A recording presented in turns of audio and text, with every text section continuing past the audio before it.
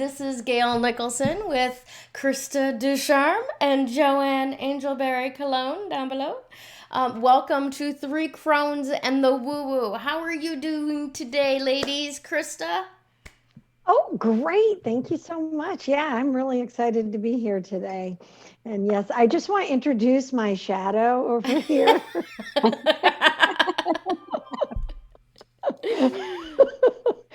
There's really no man in that entire building. This is a ghost.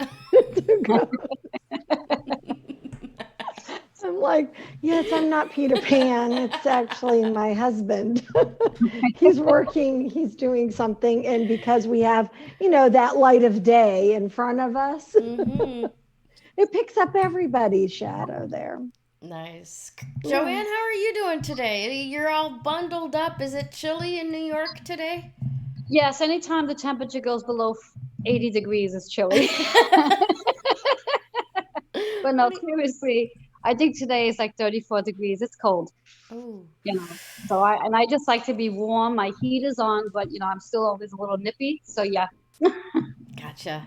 So Yeah, you should be with me in Arizona. I mean, it was cold this week, went all the way down to 60 oh yeah, well, Fahrenheit. yeah. Okay. We were below freezing this morning.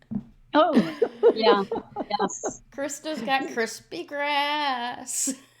Yeah, we did. It was pretty neat. Yeah.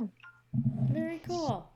Yes. Awesome. Well, this is a great week for us to look at the things that we're going to be looking at this week, I should say. But before we get into that, I want to preface what we're doing today just with a little bit of, what are the local customs where you're at? Like Krista and I have been talking for the last week or so about the fact, that nudge, nudge, wink, wink, Merry Christmas, when most of the traditions that we actually indulge in celebrating Christmas are the old fashioned Yuletide celebrations and greetings. And with Krista in the Netherlands, I think this just kind of brought us a little bit more into focus for us, where we're not, so, or at least I'm not so enthralled by the Coca-Cola swizzling Santa, you know. So let's actually just start out with talking about for a second, what are your family traditions with Christmas? And how did your family celebrate it growing up? Joanne, do you want to give us a start? Oh, sure. One of my favorites goes back when I was a little girl in our household. And make note that this is something that we've actually done right through oh my God, I don't even remember, up until 3 years ago. So since I'm a little girl, traditionally Christmas Eve, we have Christmas, we celebrate Christmas. And at the time, now again, for those who are watching with their children, I don't mean to take your little surprise away, so forgive me. Cover their ears. Just cover their ears. Give it 3 minutes. Or ask them just to leave the room so I don't disappoint them, because I don't want to. But anyway, Krista gave you raspberries. Christmas Eve, we'd have my uncle dress up as Santa. Now at the time, had no idea he was Santa. And my mom would send us to bed at about 8 o'clock. And we'd have to be in bed by 8. And the rule was, if you were not sleeping, Santa could not come to the house. So we had to be in bed by 8. And Santa came at midnight and came ringing on the door with his bell. And up the stairs he would go to my sister's and my room, because I shared a room with my older sister. My younger sister had her own. And he'd come in and wake the three of us up. Theoretically, wake the three of us up. I mean, my older sister and younger sister were awake. I, on the other hand, was sound asleep. Very much asleep, because it didn't take much to tell me, go to your room and go to bed. Because I was like, yes, I get to take a nap. Yay. So we did that for as young as I can remember. And traditionally, we did it every year. And as we got a little older, we continued to do it because my dad's side of the family came over, and he had his side had kids my age and even younger. So we did it and did it and did it. And as we got a little older, it continued. And then, of course, after I had my daughter, it was something that it was a continued tradition. Mm-hmm. And I'd say only maybe 3 years ago, um, my sister took over the tradition where she had Christmas Eve at her house, which became a little bit much for her because she does Christmas Day as well. Mm-hmm. And she decided after 3 years ago that she couldn't do Christmas Eve anymore. It was too much. So because we weren't doing Christmas Eve with family coming over, there was really no need for anyone to dress up as Santa Claus. So the tradition of Santa coming at midnight, dressed up in his suit, ready to go, does not exist anymore over the last 3 years. I am really, really looking forward to when the time gets here, and no rush to my daughter and her fiance, but I am really, really looking forward to when they do start a family, bringing that tradition back because I truly enjoyed it. And every year, as my mom had it, in order for us to get a Christmas gift, we needed to also sit on Santa's lap. Now, I'm not sure if the two of you had a chance to see my Facebook page that I posted this past weekend. Mm-hmm. I went to visit Santa. Mhm. And I do it every year, and I take a picture. Usually I go with my daughter, we'll meet, and we'll get a picture together. This year we haven't done that yet, but I'm sure we will. But that's part of the tradition as well, that my sisters and I, theoretically, get a picture with Santa. Nice. So, and here I am, 50 years old, and there I was on the line on this past Saturday, which there was actually no line. Santa in his beautiful, beautiful suit. And when he got to me, he's like, just you? I'm like, yes, I am the child in heart, ready to take my picture with you. If I don't get the picture, my mother up above will be scolding me. Right. So yeah, That's so that's my awesome. tradition. That's awesome. What do you got, Krista? Wow, I have to say, I love Santa pictures. I sadly haven't been able to convince my kids to go and do one for a couple of years now, but I've always enjoyed doing Santa photos, and I look forward to going to the markets here. And it won't be this year because all the markets are canceled, but next year, and in getting photos with the Santas here in Europe, because of course their dress is so much different than the Coca-Cola fluffy, red suit with the fluffy collars. And I have to share, I have a cousin who he and his partner are Santa and Mrs. Claus, and they are gorgeous. And their whole, oh my gosh, yes, because he has that snowy white hair, which is a hereditary thing. But yeah. So in any case, it's amazing. Eventually I'll go and get a photo with my cousin, but That's awesome. who's one of Santa's helpers. But yeah, we do that. Because we've lived all over the world and in different locations, our Christmas probably doesn't look like many other people's Christmases. However, we do have some things that we try to pull in from both our families, Kevin's family and my family. My family, since I was 15, we have been having Chinese takeout on Christmas Eve. Yes. Are you secretly Jewish? No, I'm not secretly The only Jewish. reason I say that is because that is the thing to do for Jewish people on Christmas is get Chinese takeout and go to a movie. Yes, it is, because it's quiet. And I do have an aunt who's Jewish, and it has zero to do with that, except it kind of might. So we were traveling. We were my dad got leave. My mom had this thing. Let's go to Washington, D.C. for Christmas.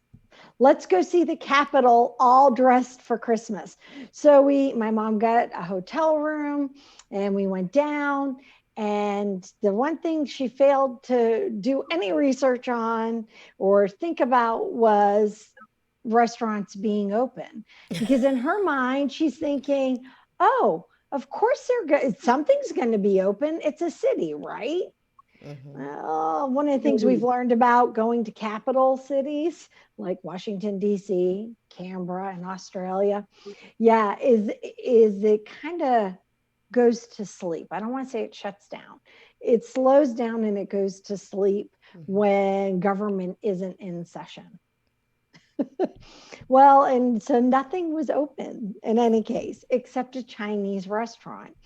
And let me tell you, I have a feeling that people from 3 states went to this Chinese restaurant on that New Year's Eve. It was a lot of fun, and we laugh about it now, and it's a great story.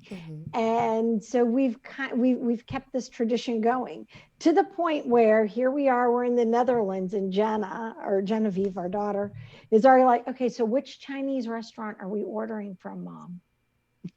for New Year's Eve, or Christmas Eve, because that's just, it's become quite a tradition for us to do that. Another thing that we've been doing, so for decorating, we have things from different cultures and around the world. I love Christmas trees. Usually I have 2 very tall ones.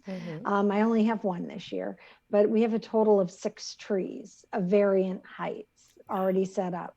And I have this thing for trees. But you decorate them all? Yes. Oh yeah, they're all decorated, and they're themed. So like usually one of our tall trees is all ornaments from our travels. And it has red balls and silver balls and white balls. And then another tree is usually all snowflakes, and it's red and white, and it has just all things snowflake on it. Then I'll have a kid's tree where it's the ornaments that they made and created. We have the first tree from when we got married.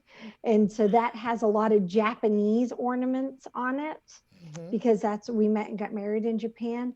We were PCSing one year, which means change of duty station, from one coast of the United States to the other coast of the United States. And it was during the Christmas season. And the kids were really little. So I got a tree that I set up every night, a little tree. It was pretty simple. I actually attached the ornaments with wire, so that, I just set it up and plugged it in every night. But we still have it. And it's looking a little bit, sad. I'm looking at it right over there. But I fluffed it out and I added, made the ornaments look pretty. But yeah, so we have a Tasmania tree that we got in Tasmania because we were traveling when we were down in 1 year for Christmas through Tasmania, and it's another little tree. So yeah, for us, I guess I have an obsession with trees. I love it. I think that's phenomenal. Definitely. Absolutely. I am between trees at this moment. I threw out the pre-lit Christmas tree last year, and we are treeless. So, I think we're going to actually have a tree, but we might go natural. We might go au naturel this year, as opposed to expecting lights to go from year to year to year. I kept waiting for the Grinch to show up the last 3 years and just go, oh, we're going to take this back to the shop. Because there's a light that won't light on one side. But that is a dilemma with those right? pre-lit trees. Right? Yeah, it really is. Yeah. My family traditions, I'll be honest with you, I have a hard time finding happy Christmas memories from my younger childhood. One that I found that I think is very happy was my mother used to make shoebox breakfasts for us. So we would each 5 kids, trying to manage 5 kids on Christmas morning. and your husband's passed out drunk on the pull-out couch in the middle of the living room, right? But she would put a little milk carton, one of those little individual boxes of sugary cereal, and a piece of fruit in this box. And literally we would sit there in front of the tree opening our presents with our breakfast in a box on our lap.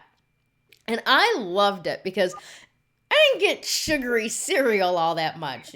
Raisin Bran was as sugary as it got for me, right? My sister, on the other hand, she's like, yeah, just phone it in, Mom. But I was like, hey, this is a treat. I don't get to get it much. But because of those early childhood stuff with not the greatest memories, when I became a mom, I went all mom of Christmas, right? And I baked and I wrapped and I Christmas presented. Oh my gosh, a 5-foot tree, and we got 3 feet from this floor of Christmas presents kind of thing. And I went way overboard. Then as my kids got older, I reeled it in. Who am I kidding? There were fewer presents because each one was a lot more expensive. We reined it in a little bit. And then the grandkids came and poof, we're back to the 3 feet rule again, right? Now, last Christmas, we started a brand new tradition. And that is and this was specifically partly to deal with the fact that our family has grown and it's not so easy to afford presents for everybody.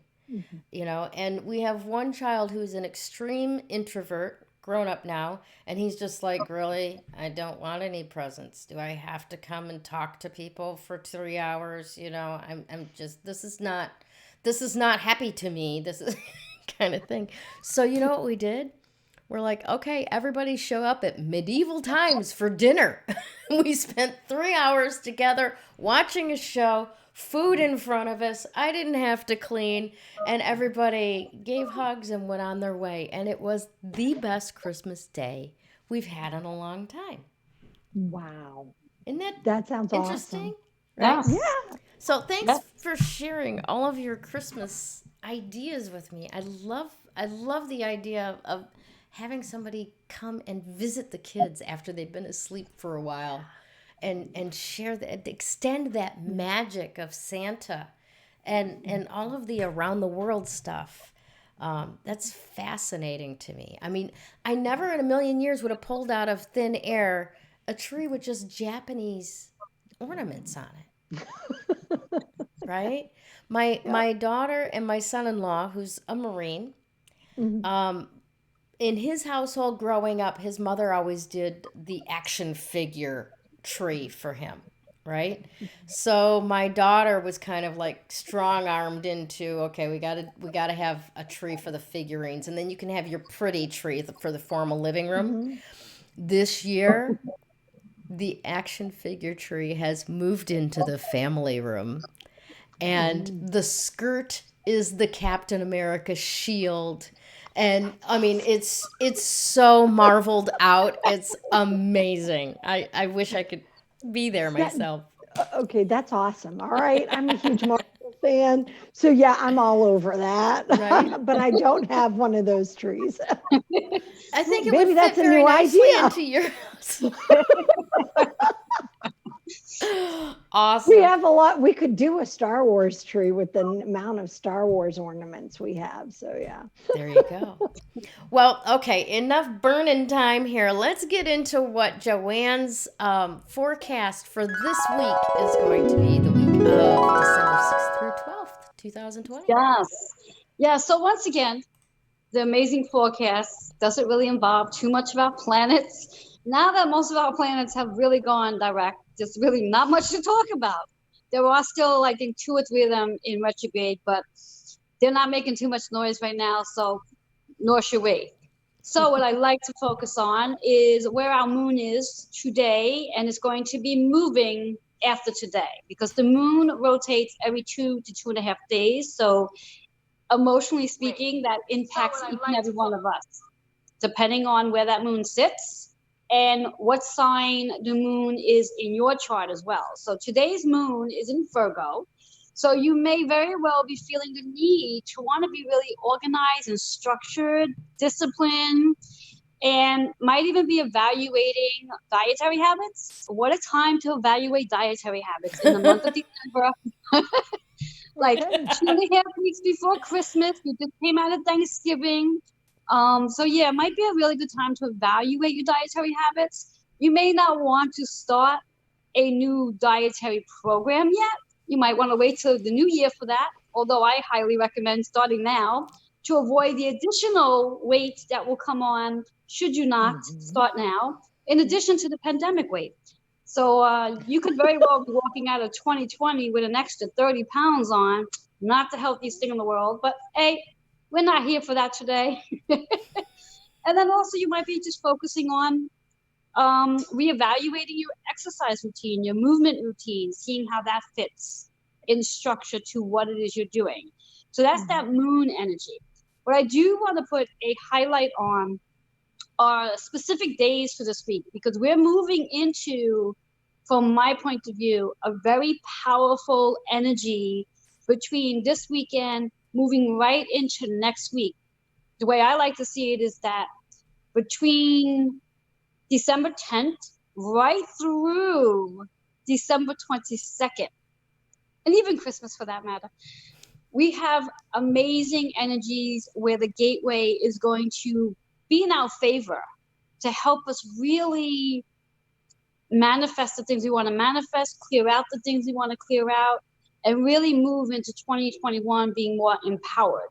So I just want to dive into these dates, starting with December 10th, where when we think of those numbers, the overall energy of that day is an abundant day. It's an 8 energy. So it really is to focus in on how you can bring more harmony and balance into your day on that particular day. So that energy is not about bringing that harmony and balance into the next day. It's about bringing in it that day. And then we move into December 11th, which is a power number, master number, because it's the gateway of, again, reminding us that the veil between the physical and the spiritual is really thin. And it gives us an opportunity to communicate with all of our spirit guides. I like to call it our spirit team. And if you don't have a spirit team, maybe it's a good idea to start having one. Almost like thinking it's a day to hire a spirit team. And the overall day to that, which is Friday's energy, is a 9. So when you do connect with your spirit team, it's going to help you transform, which I think was last week's word, if I'm not mistaken. Yep, it was.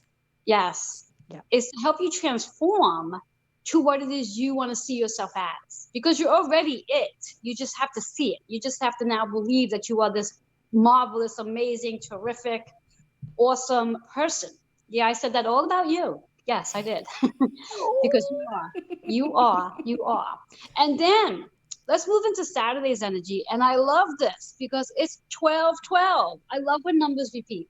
I get all excited. Mm-hmm. There's very little that makes me really happy. You know, I mean, what should I say? It doesn't take much to make me happy. I think I need to say it that way. And when we think about Saturday's energy, it's at 12-12. It's a repeat. And it's a day to really tap into a new way of doing things, because the overall energy for that day is a 10. And when we think about the 1 and 0, we're always talking about the general numbers. We always tend to leave out that 0. And that 0 is powerful because it does carry the energy of being closed, but it's really wide open. And that means it gives you unlimited possibilities of anything's possible on that particular day. Mm-hmm. And then we're going to move into December 13th. And that particular day adds up to an 11. So we're back again on Sunday with being the gateways are really thin, the veil, connecting us into the physical and spiritual realms and allowing us to have that connection with our spirit guides.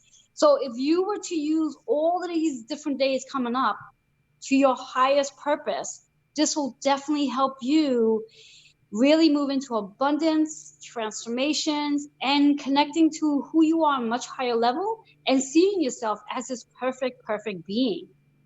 Maybe perfect is overrated. But, Perfection falls within the imperfections. exactly. But just seeing yourself in a different set of eyes where you are the most amazing person that you can be. And when you can see yourself that way, you start to see other people that way too. And wouldn't this world just be a much better place if we all saw each other as being awesome? Mm, I leave you with yes. that. Awesome stuff. Thank you so much, Joanne. Thank you. I'm excited to see what you have to tell us about in next week or probably next week. Because of the fact that Jupiter and Saturn are coming to conjunction on the solstice. So Yes. that's going to be some powerful stuff. And I'm inviting everybody tune in because she's going to have some really amazing Yes. things to Yes. tell you. Yeah. And Yeah, but just to add to that, a little bit of a date. Not that it has. Well, it does. It really does. Ironically, which I don't think the two of you know this about me, but on December 21st, 2012, is when my husband proposed to me. oh, Yes. I knew no, that, I but I didn't love connect the that. numbers. That's phenomenal. I Mm. love it. Yes, yes. And that was all based on numerology, believe it or not. One day I'll share the story with the two of you offline because you'll find it quite interesting. What Definitely. I did to this poor man in reference for him to proposing on specific energy dates that matched his and mine. Mhm. So, yeah. Oh. Yeah, buddy. Awesome. Well, thank you for that phenomenal report again, Joanne. Thanks My again. pleasure. All right, Krista, you're up. Let's talk about the crystal of the week. I am so excited to talk about the crystal of the week actually this week because it does go with our crystal that we had last week, which was malachite. And this week, it's kind of strange how this particular crystal came to me because I start by asking a series of questions to the collective energy when I'm pulling for the crystal that's going to best suit us. And at first, I thought I was being shown the color green. And so, how I went from a color green to pyrite is beyond me. But pyrite is our crystal of the week. That's gorgeous. And isn't this one a beautiful piece? I Mm-hmm. do a crystal grid, body grid with this particular piece, and it goes right up here at the crown. If you guys want to experience something totally yummy, connect with me. Let me tell you this one, it's very powerful. Nice. So, but the reason why I picked, the reason why the collective picked pyrite is because it is great for protection of negativity. So remember how last week we were talking about letting go, releasing, transforming, really just, be allowing ourselves to become this butterfly. Mm-hmm. Well, one of the things that happens, and ladies, you can correct me if I'm wrong on this, if you've never experienced this, but when you're in the middle of redefining yourself and transforming yourself and raising your vibration, one of the things that happens is you get those negative Nellies. Those people that come into your space, your energy, even if the negative Nelly are the gremlins in your head or the mean girl in your head, right? Or the bully in your head, because those do exist. But they come in and they tell you that, why would you do that? Please. You're not worth it. No, that's too hard. Don't do, so that's that negative Nelly thing, right? So I laugh about it because I also have this awesome other crystal bag that I've created for negative Nelly. I call it my negative Nelly neutralizing bag. And it's all full of crystals and yummies. And then I have this negative Nelly neutralizing spray, right? You want to kick the shiz out of some negativity, just say, I'm going to spray you. And I'll tell you, my husband's laughing. Sorry, I have an audience here. Oh, so That's in any awesome. case, yeah, so the negative nelliness of it all. So the pyrite is really great, and that's kind of where it came from. And the reason why I kept seeing green is, it's to represent the green-eyed monster or the envy. And it's not that you may have it as much as it may be something that you're feeling being projected onto you. And so a piece of pyrite can be really powerful for that. Now, people get really confused, or well, I shouldn't say confused when they see pyrite, but pyrite is also known as fool's gold. And in the medieval times, alchemists actually believed that they could turn pyrite into gold. Mm-hmm. You can't do that. All right. But that's how it got the nickname fool's gold. But pyrite actually also in Greek means fire or of fire, and is what pyrite is. But it's a great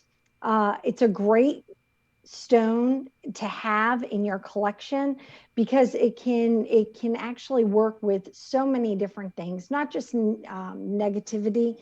It is a great abundance stone that you can work with, and it's really good when you're trying to balance your poles, our physical poles, and in our body. And so it's a great one to have and use that, especially if you have a lodestone, which is a magnetized grounding stone. And it's really fantastic because you can really make sure that you're all on the straight and narrow and everything's all lined up. But yeah, the message I got was, this is your negative Nelly neutralizing stone for the week. And I'll be posting some more things in terms of in our group, 3 Crones and a Woo Woo. Tomorrow, what essential oils go with it. So if you guys have essential oils at home or you're looking for something, hey, it's a great gift, by the way. Crystals, just as a plug, is for Christmas gifts. If you're kind of stumped, you can't go wrong with a good crystal. Right? Good point. And Very good point. and Gayle has the most ideal place to go get a crystal. We do actually. It's a little place in Tempe called Everything Just Rocks. But you can get there by going to everythingjustrocks.com. Or you can give them a call. Ask for Athena, get on her schedule to do a FaceTime tour of the shop and pick out whatever crystals are singing for you that day. And make sure that you tell Athena that the 3 Crones sent you, and that you're looking for some pyrite today. Now, I have a little add-on story about the pyrite here in Arizona, because there's areas here. They talk about the lost Dutchman's gold mine, right? That's in the Superstition Mountains. Well, the Superstition Mountains are the type of ground that there's no gold in it. Any gold in that area was brought in and hidden in a hole in the rock. Okay, that's the lost Dutchman's mine, is something he hid.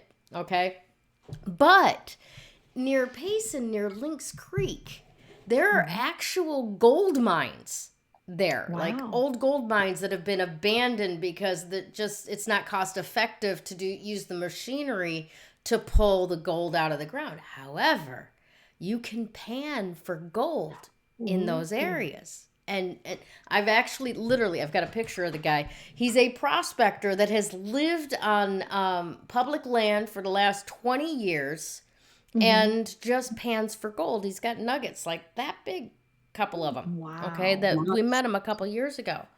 Now, because I've been to that area near Lynx Creek, I went to go visit a different area that was near the Superstition Mountains. And as my daughter and I were kayaking around the lake at Canyon Lake, some people also call it Gold Canyon Lake. And that got me all confused. I'm like, well, can you find gold here? Can you not find gold here? we found this little cove, and the way that the sunlight was hitting the water, it looked like a snow globe of gold flakes in the Ooh, water. wow. Yeah. Okay. And of course, my daughter and I were like, oh, babe, let's take some of this and go check it out, right? When you take that out of the water, it turns black because it's pyrite. Pyrite. Yeah. So that's probably how, people started coming to call it fool's gold, because it definitely had us fooled. Mhm. It looked like sparkles in the water. It was so beautiful. So, but trust me, when you call Everything Just Rocks or go to their website at everythingjustrocks.com, you will not have any difficulty knowing what is true gold and what is pyrite. Pyrite. All right? Especially Yeah. with Athena's help. So today, I'd like to talk a little bit about things that have come up as a result of that pyrite, some insight, if you will. Right? You alluded to it just a second ago, Krista, and that is when we declare ourselves to be whatever. I am an online broadcaster, fear me. Then everything that is not that comes up to be cleared out of the way, right? And sometimes clearing it is just a simple matter of recognizing, oh, insight, that doesn't work for me. Bye. Right? But sometimes your insights can really produce or yield some amazing opportunities to shift where your path is going, right? And many times we look at things on the surface and we disregard that still small voice that goes, yeah, but take a look at that, right? And it's insight that we use when somebody's trying to sell us something, and there's that voice in the back of our head that goes, it's not gonna work out quite that way, right? Now, insight is not going to tell you what way it is going to work out. But by listening to that informing voice of insight, both hazard can be avoided and opportunity can be gained. But you have to be willing to listen to that insight. You have to be willing to take action or have the self-discipline to not take action, right? And you have to respect where that voice is coming from, because it's not just an educated guess, right? It's not, you've gathered all this information, this person is a perpetual liar, you shouldn't pay attention to what they say. It's not necessarily that simple. These are whispers of entities that we cannot see that are helping to guide us into more powerful choices.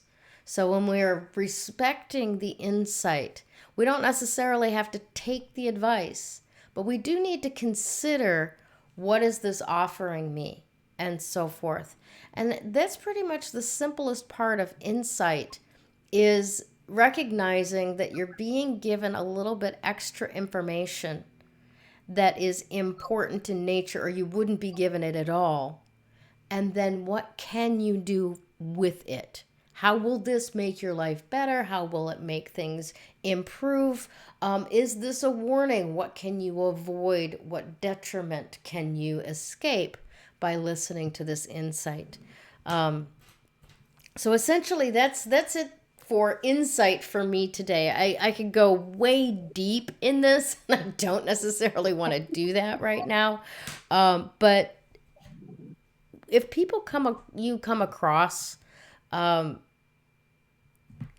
disparage insight, the only times that I've ever seen that happen is when they're trying to sell you something.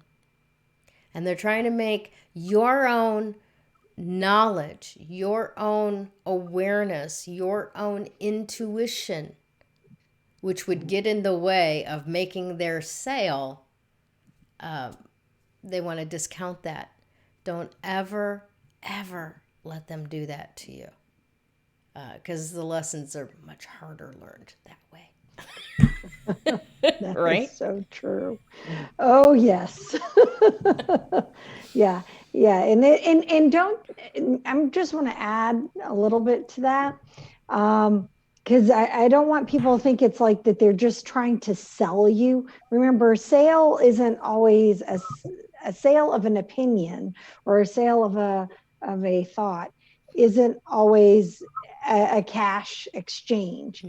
Frequently it's the sale of, just that, their thought, their opinion, their fear, their fear. Yeah. And that, yeah, and there, yeah, that can be a hard thing to bring yourself back from if you go down that rabbit hole, not trusting your own insight and your own intuition and stuff. So yeah. Excellent. Excellent stuff.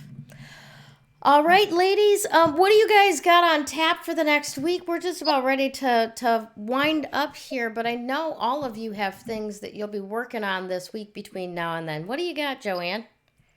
What do I got? Oh my God. Oh, what do I have? What am I working on? There's so many different things I am working on. I'm always working on something. But what I want to share is my amazing, amazing, amazing 12 card.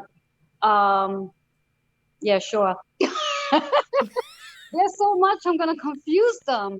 That's not what I want to talk about. What do I want to talk about? I want to talk about my chakra balance, numerology, cosmic energy, forecast, course. Yes, it's a really long name. But it's the name of my card deck. And that's going to be starting up in January. It's a 5-week course, and I'm really excited about it. For those who want to discover who they are on a deeper level, I highly recommend this course, because before it's a process of learning how to like pull cards and do a spread and do readings for others. It's really great to discover who you are, and these cards will help. So I definitely highly recommend that. That's actually one of the major things I'm working on and looking forward to offering it. It's actually the second time I'll be offering the course. The first time was on site. This will be the first time online, remotely. So I'm really interested to see how that's going to unfold. Phenomenal. What about you, Krista? What you got? Well, right now I am running a special, and so it's very important that you know that #3Crones is going to help you get this special. So I'll make sure I add that into our group as well. But if you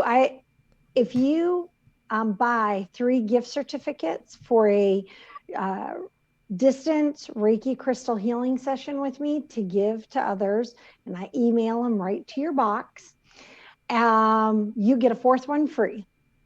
Nice. I from love me. it. So Awesome. yeah, so I'm doing that between now and Christmas for those, because I don't know about you guys, but well, I'm finding it a little more tasking to Christmas shop this year, because I in my head I kept planning, even though I was like, it probably isn't going to happen. I kept planning to go to all the Christmas bazaars that were supposed to be happening. And so now I'm like, okay, I need to find small businesses. Right? Yes. Yeah. So yeah, I will be doing that. And I have a couple of other things that I'm cooking up. But yeah, I wanted to make sure that I let you guys know that is something I'm offering. I've already had one person take me up on it. So Awesome. I get really excited. So yeah, I think that it's something that's needed. Yeah. I Yes. love it. I love it. Well, Yeah. I am working on a new summit that we're putting together for people who are, excuse me. You know how we make New Year's resolutions, and right around like the 6th or the 7th, we completely forgot what we even said, right? I'm sure, Joanne, you've experienced many clients over the course of the year. The 3rd of January, they're at the front door. The 10th of January, they're crickets. You haven't seen, Yes, you yes, know? yes, Well, yes. what we're doing is we're trying to extend the energy of that to give that New Year's resolution more of a foundation, right? Specifically for people who are interested in becoming the millionaire they've always wanted to be, right? So we have the 7-figure Sunrise Summit, in which we're sending out morning video pre-recorded interviews with people who have already become millionaires in whatever industry they've become. And they're dropping some gold nuggets of knowledge to start your day. And then, right around noontime, we open up a live Ask Me Anything Zoom meeting so that you can ask that millionaire any question, appropriate, please, that comes to mind. Gotta So throw that in boxers and because my briefs. crew, they're like, oh, what color undies do you have on? Yeah, well, you see, for me, I want to know if it's boxers, briefs, or thongs. Exactly. But we're going to make things fun, and we're going to keep that energy of the New Year's resolution going so that you can get some traction and keep it in existence to get you where you want to go. So tickets will be going on sale soon, and watch my Facebook profile for the links to go in and get those. And if you've got any questions, please don't hesitate to reach out and ask me in the meantime. Because if you are asking for something, I want to make sure that it gets delivered to you somehow, right? So that's it for me. I want to thank all of you, especially you ladies, for being part of this today. Our viewers, thank you so much. We had viewers from our group, 3 Crones in the Woo Woo. Please go out and join that group. It's public. Nobody's going to say you can't. Come on, have some fun with us. And then I want to thank our sponsors across the board. Krista Ducharme with Dimensional Healing. Myself, Gayle Nicholson with Creative Command Coaching and Consulting. And Joanne Angel Barry Colon with Wholistic Fitness New York. And all of this is underwritten by GayleNicholson.com. We are so grateful. You can watch us everywhere. Strong Island TV, YouTube, GayleNicholson.com, LinkedIn, Twitter, Facebook, and Strong Island Radio Network, where you can listen to us from anywhere. Once again, I want to say thank you from Krista, from Joanne, and from me. Have a fantastic week, everyone, and we will see you again real soon.